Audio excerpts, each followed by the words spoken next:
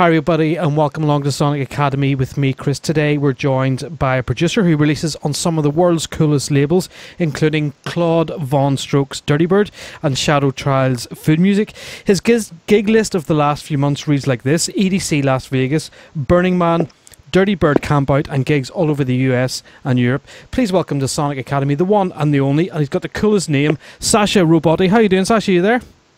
Hey, I'm there. How's it going, man? Thanks for introducing me this way. Thanks a lot. Sacha, thank you very much for joining us. I know it's all been, you kind of got stuck in traffic in LA, so we had to do it on the phone, but we're going to run with it because we're huge fans of yours. Look at that. I'll just cut this up here. Look at that background.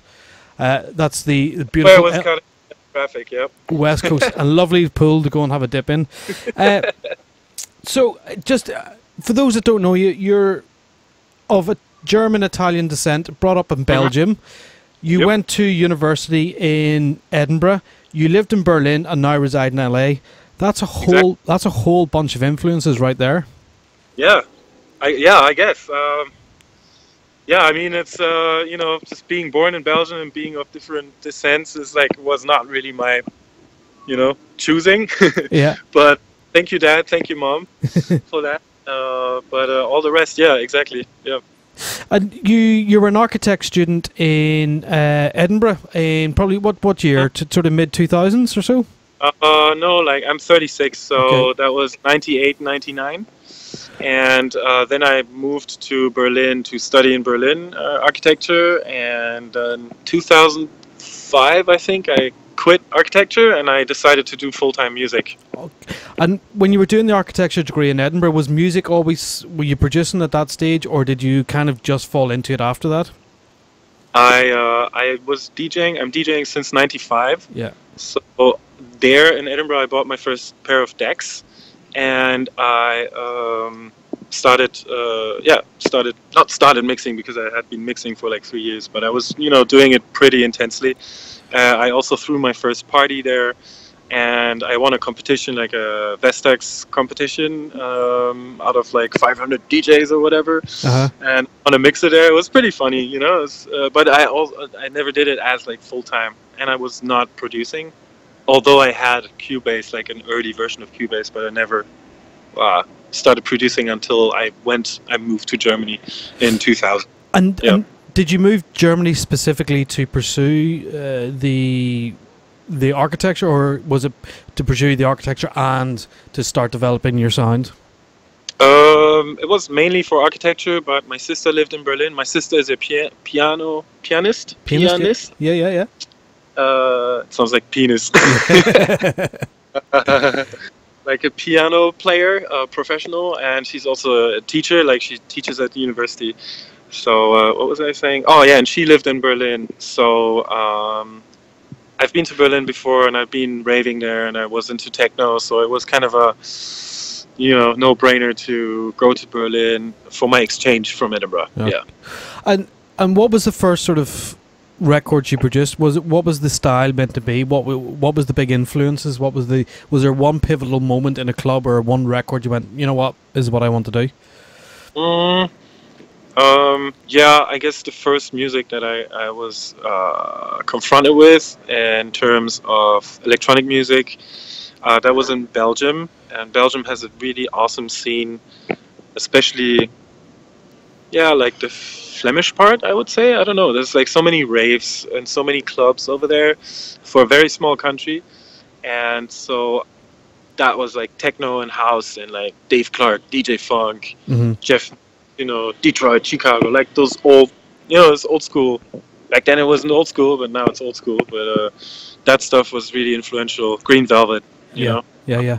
And I mean, you've kind of worked with a lot of these guys on that list.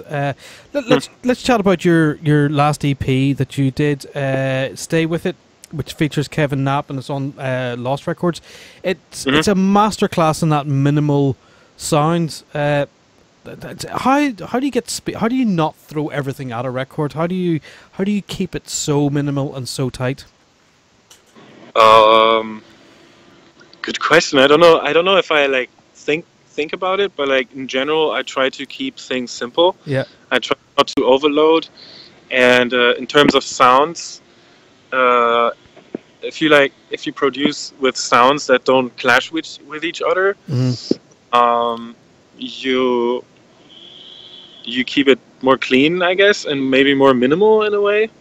And is that I don't know. is that the overriding? There's more space, you know, there's more space. It's better for like the mastering engineer.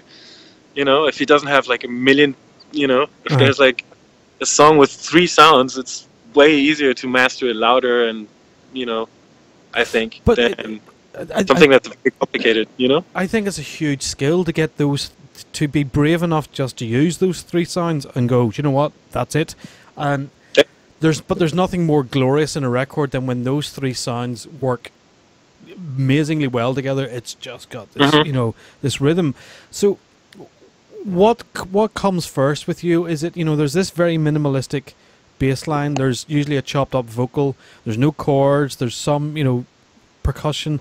What is the first thing? How do you start your groove? How do you go, right, this is the direction we're going in? There are different ways, I guess. Sometimes I just have an idea in my head, and I know what I have the piece in my head, and I just execute it. So sorry, do you have like the rhythm in your head, or what do you do? The vocal, the whole record, the whole record in your head. Yeah. Like I know what I want it to sound like, and then I just try to achieve that sound that's in my head. And sometimes it doesn't work, and sometimes it kind of works, so it goes in a different way, and that's a good way too. That's one way of doing it, and then sometimes I just start working on a beat, and then I have an idea, you know. Right. Or sometimes I just have I just hear a sample or something, or I see something, and I get an idea of what I want to do, or you know, politics maybe. Now, you know, maybe a message that I want to, like, I like to have a concept in a way. Yeah. Right. You know, for a track, because that gives you a guideline, like what you can do and how to execute it. Maybe, I don't know. Because I was going to talk to you about your track Tail Feather. And I was kind of curious, how did that start? How does a track like Tail Feather, does that start with the hook, or does that start with the bass line or the drums? That's a funny, that's a good one actually. That one was, I was just hanging out with friends, and this girl that I know, Jen, she just got married, and she, I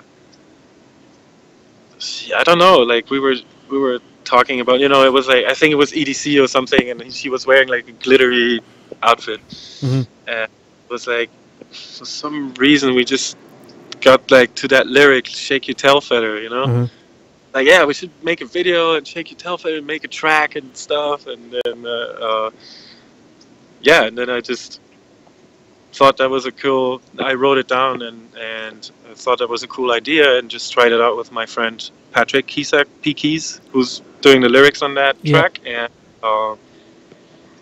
and made a beat that was like accordingly, you know, fitted to that, and yeah, that's how that track happened. And then we signed it to Insomniac. So, that's cool. So like tracks like Bumper, it's, you know, it's this again glorious track, but the bass line's very curious to me. I love the bass line. What's, you know, it's a brave bass line. It doesn't drive the track forward. It appears, disappears. It appears, and I absolutely adore it. What was the synth that made the bass line? The bass line, so there are 2 bass lines, or like more than that maybe. Right. There's one that's just like subgroove bass line, which is just consists out of kicks, and that's during the whole track. You know, you hear like I don't know, I can't do it with my mouth, but it's just like a lot of subby. Yeah. You know, like this. And then there's these sounds that go like. That's the sound I'm talking about. Yeah. And that's Dave Smith Mofo synthesizer. Right. Okay. Do you know, I interviewed somebody. I love it. I interviewed somebody last week who had this incredibly fat bass line, and I asked him what synth he used, and it was Dave Smith as well, and I was kind of like, Do you know what? You can kind of tell. There's just something slightly different about these things. Is the chopped up vocal? Is that something you? Is that your signature? Excuse me. Is that something you always have to have in? Is that a, Is it In Fun Bumper? well, just in general in your tracks, there's always this really cool, interesting chopped up vocal. I don't do it consciously, at least, but I guess it has to do with like hip hop approach, Okay. sampling or something. It's not something you attend. You like. I have to have a chopped up vocal. It just No, probably. often I think no. Sometimes it just sounds cool and it Yeah. gives like an atmosphere and a soul. Yeah. For instance, in Thumb Bumper, the vocal doesn't really mean anything. It's just me and Kevin talking, and I just chopped it up, and we were like, and it was in a loop, and we're like, oh, that's actually pretty cool, Just How would you process vocals like that? How do you get from just a recording of two blokes chatting in a studio to making it sound deadly cool and really interesting? What sort of processing are you using? What plugins? so when I produce, it's all in a loop at first. It's a loop. Mm-hmm. And if the loop is like, if I can listen to the loop for like half an hour or an hour without being bored, Yeah. then I'm like, okay, that's a cool loop. This is something that I want to work on. And sometimes you don't need any effects. Sometimes it just sounds great. If it's like a sample from a vocal that's very famous or recognizable, I try to chop it up so you don't recognize it anymore. Maybe depending on what track it is, because of sampling copyright issues, but also I just like processing vocals with reverb, with delays, anything really. Right. Anything you get. And Can make a vocal or anything sound cool. I don't even have like a.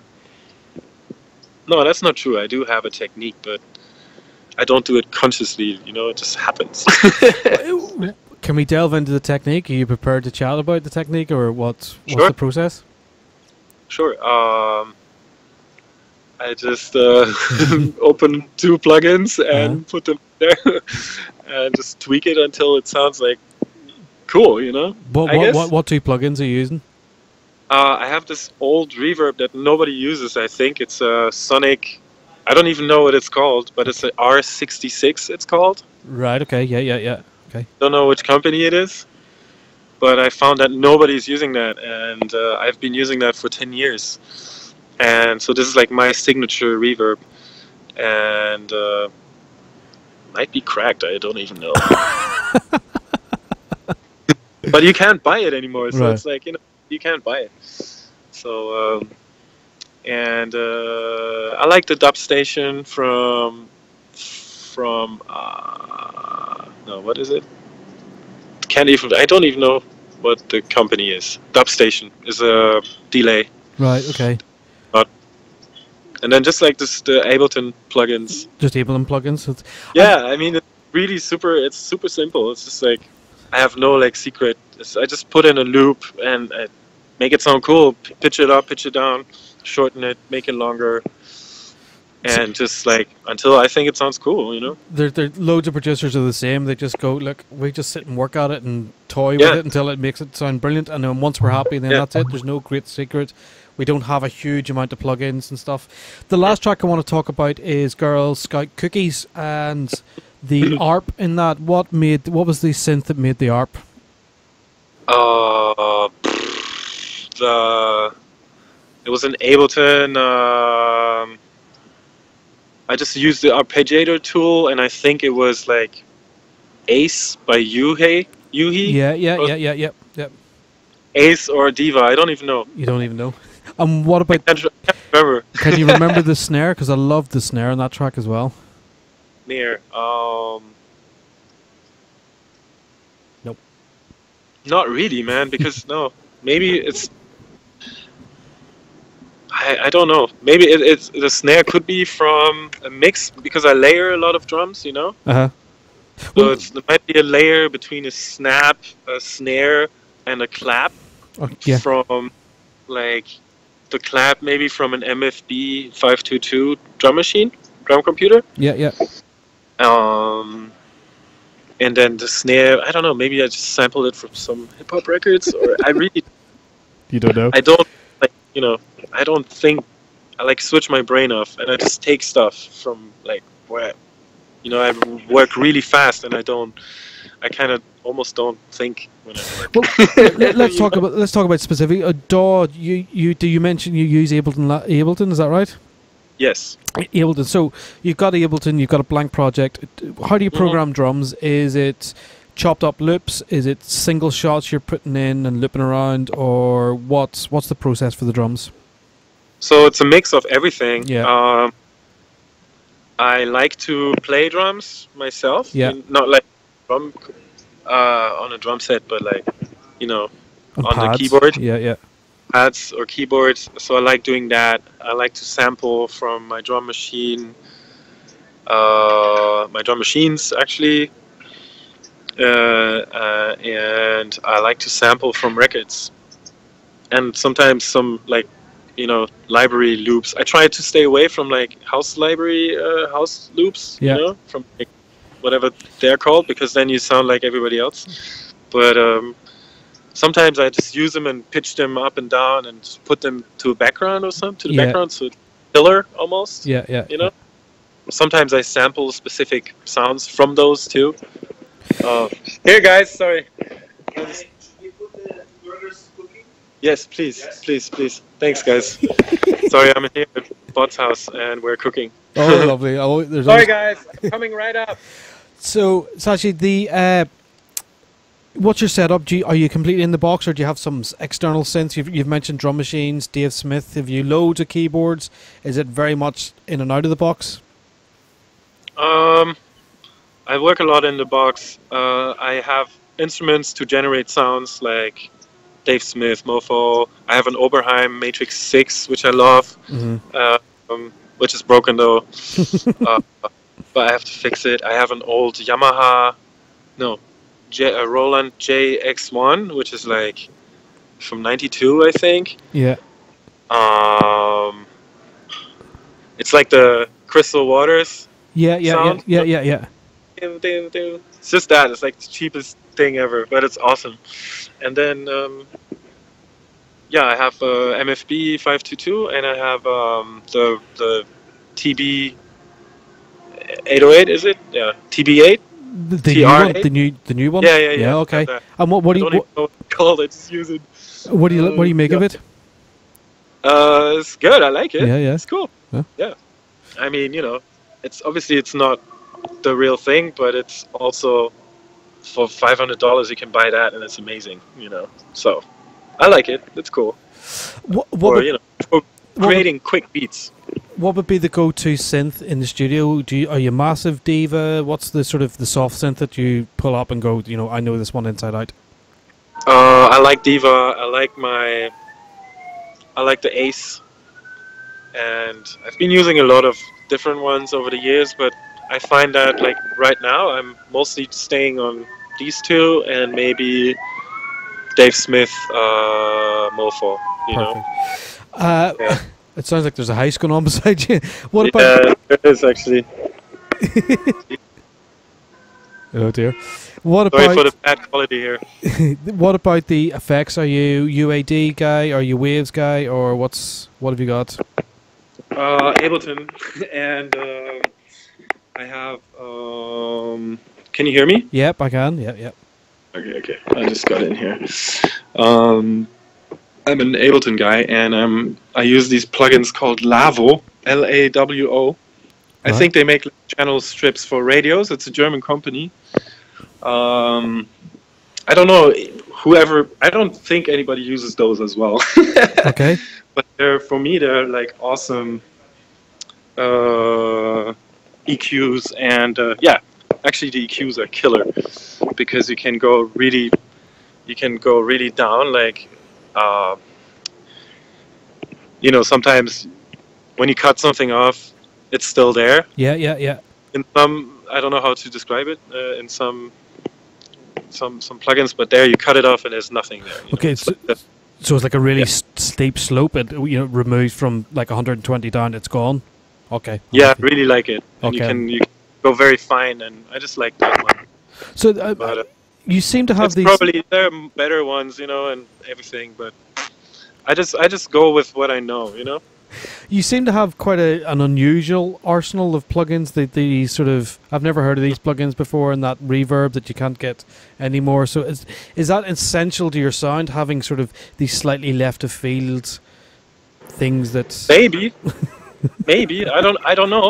For instance, the reverb, I use it because I like the sound, and I don't know any other sounds. Are you there still? Yeah. Oh, there you're back. Yeah. With the reverb, for instance, I like. Let's see, there's a ghetto bird here Oh, okay. in the sky. I just like the sound of that reverb, Yeah. So that's why I use it, and I guess if nobody else uses that, that's great for me because then I sound like me, or like that reverb, And I want to talk about your part. You've been a big part of the Dirtybird family. You did the camp out. You did the barbecue mix this year. Is that something that's growing and growing? I mean, it's an incredible stable to be part of, isn't it? Yeah, I love it, and I think it's growing, and it's been like life-changing for me in a way, or in many ways even, because for the first time in a long time I kind of feel part of something that's like bigger than just me fighting for fame or releases or whatever, feels like a family, and like the fans are extremely appreciative, and so for me, and I mean I came to LA, I moved to LA for that, Yeah. not because I signed a contract with them or anything, like, which I didn't, but like I know the people from the label, I love them all. Claude Von Stroke in particular, he's been very, very supportive of my move here, Yeah. And lately, like, I don't know, just like it's just been really good for me, and I just like how people are treated, and with that label, with many DJs put themselves on like a pedestal. Yeah. Put themselves on a pedestal. Yeah. Not like others, but they think they're like the coolest thing or whatever. Yeah.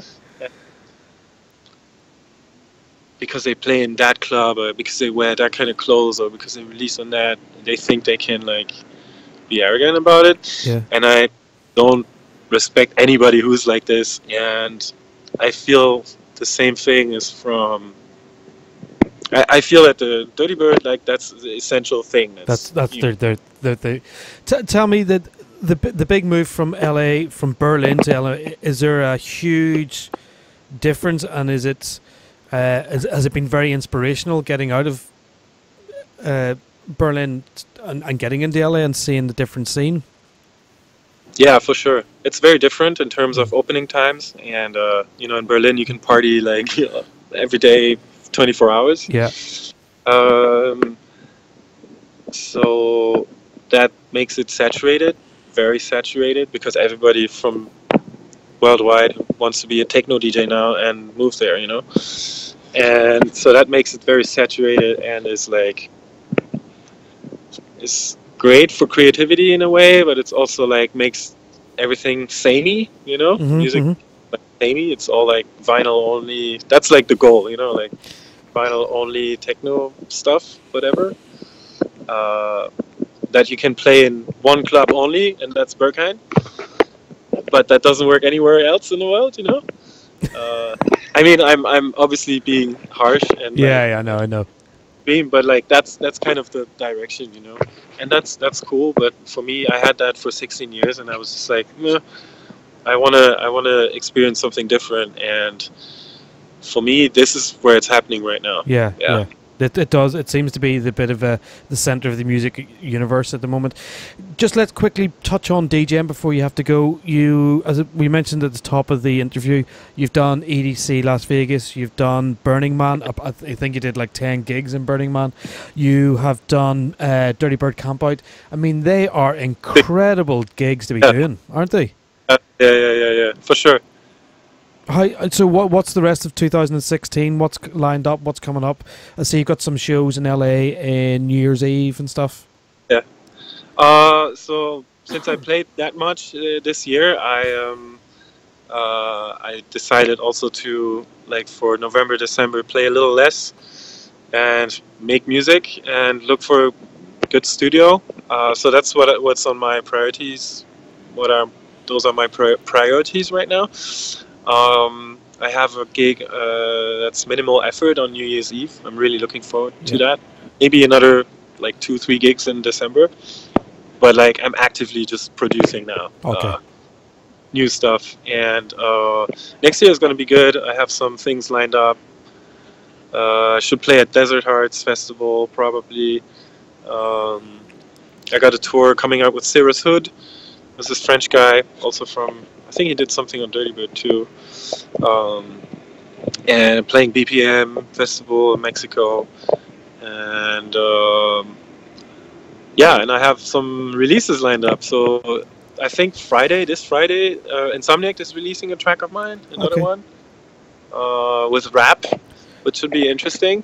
Same guy who featured on Tailfin. And the track is called Plant a Seed, and it's, it's like a little bit sexual. But it might also be about gardening. It could be. I would probably say it is about gardening. Well, look. Might also be political. I'm not going to hold you back. I know there's some people making some food for you, and you're probably starving, and you need to go. Do you know Bot from the Crookers? Yes, I do. Yes, I've heard of him. Yeah. He and Maximono and one guy from Maximono. We're just barbecuing a little. Is it not mid-morning out there? It's 3 o'clock now. Oh, okay. You're allowed to barbecue at 3 o'clock. I allow that. That's fine. Right? Well, but did you know that also I don't know if you know, I was part of Robosonic. Yes, I'd read that. Yes, on your Resident Advisor. Yeah. Are you going to resurrect that project? We're right now talking about what to do with that. If you have any advice on how to do a transatlantic DJ team, let me know. I think it's the most difficult thing in the world. Timings are just all wrong. It is difficult, but let's hope so. Yeah, you might hear from that front some new music too. Perfect. Let's see. Well, Sacha, it's been absolutely incredible chatting to you. I'm going to talk to you off air, and I'm going to really beg you to do a course for Sonic Academy. We would love that sound, your sound, on the site, and to let I know guys would love to sort of dig into that really minimalistic but just groove laden tracks, So I'm going to pick your head when you get off. Thank you very much for joining us today on Sonic Academy. I'm down, man. Thank you for your patience, and sorry I was late again. I'm a terrible artist. Late as usual.